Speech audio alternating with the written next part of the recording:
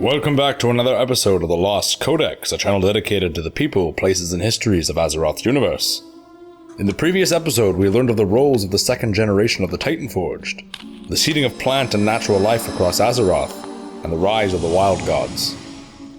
Today we continue with the final installment of the Reforging of Azeroth. With the world successfully healed, the Titans announced their decision to return to the cosmos to continue their search for more world souls. Although saddened by the news of their maker's departure, the Keepers decided to honor the Titans by creating a series of artifacts called the Discs of NORGANNON. The discs would record and archive Azeroth's history as it played out across the planet, giving the Titans the means to observe the planet's history should they ever choose to return. With the Titans gone, the Keepers returned to their strongholds and machines and allowed the creatures of Azeroth to grow and change on their own accord. As life grew and spread from Freya's enclaves, strange new creatures began to appear across Azeroth. Some of these lifeforms were former elementals that had escaped banishment, but over the course of time these spirits had warped and changed into living creatures of flesh, giving the rise to many new animals, including a species known as protodrakes. These creatures took to the skies and dominated the regions of northern Kalimdor as fearsome predators, and while they were primal in instinct, many of them possessed abilities that allowed them to tap into the elemental fibers of the world. Among these predators rose one protodrake in particular, whose size, viciousness, and power dwarfed all others of his kind. His name was Galakrond. As the largest and most powerful of the protodrakes, Galakrond ruled the skies without challenge. His appetite was insatiable, and as he grew even larger, the monster protodrake turned his eyes to his own kind, devouring everything in his path, including the corpses of other protodrakes. Feasting on his own kind and the corpses of the dead warped and twisted Galakrond's form, causing necrotic energies to ooze and seep from his flesh.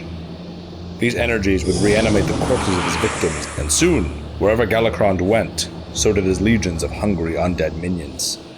As the behemoth terrorized the wildlife of Kalimdor, Keeper Tyr took notice and beseeched the aid of his fellow keepers. Their work in defeating the old gods and reshaping the world had left them lethargic and sapped in strength, and so Keeper Tyr returned to the wilds and decided to enlist the help of 5 uniquely powerful protodrakes that stood out among their kind. Their names were ALEXSTRAZA, Malygos, Nozdormu, Ysera, and Neltharion. Although these drakes were all part of the same species, each of them differed in both powers and personality. The Drakes and Tyr allied together and faced the great behemoth in combat above the great frozen tundra in the northern reaches of Kalimdor. Although the battles were long and exhausting, the 5 protodrakes and the courageous Keeper succeeded in defeating Galakrond, sending his corpse plummeting into the land below, which would later be known as Dragonblight. With Galakrond defeated, Tyr and the protodrakes would soon come across the other Keepers who had emerged from their holdfasts in the midst of the great battle.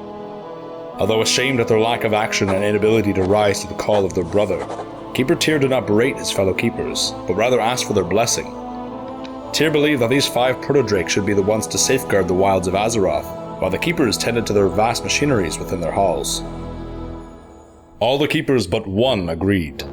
Prime Designate ODYN believed that only the Titanforge held enough responsibility to protect Azeroth, and although he protested, Tyr and the other Keepers agreed that these 5 creatures had proven themselves as noble protectors of Azeroth. Despite ODYN's protests, the Keepers traveled north to the land known as Dragonblight and began the ritual that would not only empower the protodrakes, but change their physical forms as well. Freya, the matron of Azeroth's natural life, called upon the one who empowered her and asked Ionar to bless ALEXSTRAZA. ALEXSTRAZA would take on Ionar's title and be known forever as the Lifebinder, and charged with the protection of the living world of Azeroth.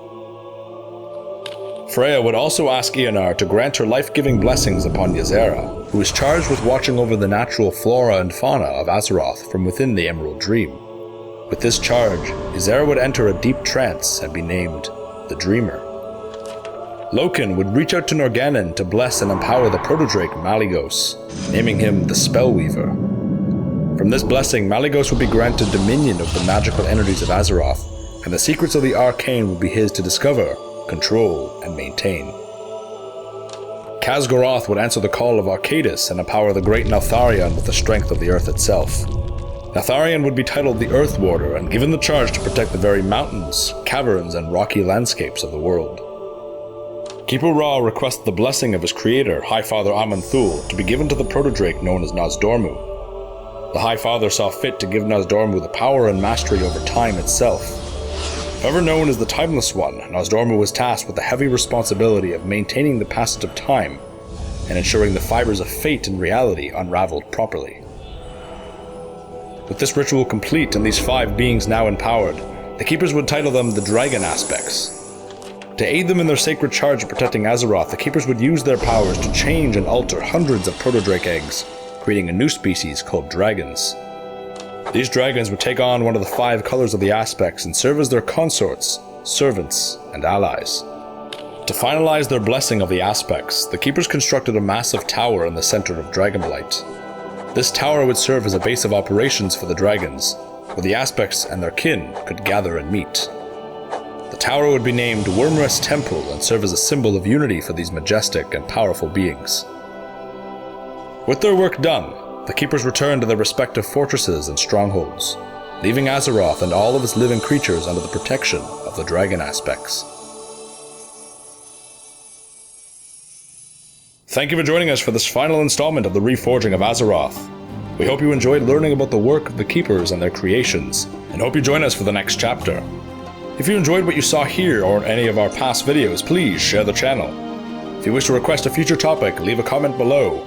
And of course, if you wish to see more from the pages of the Lost Codex, hit the subscribe button. Stay tuned for more chapters from the Lost Codex.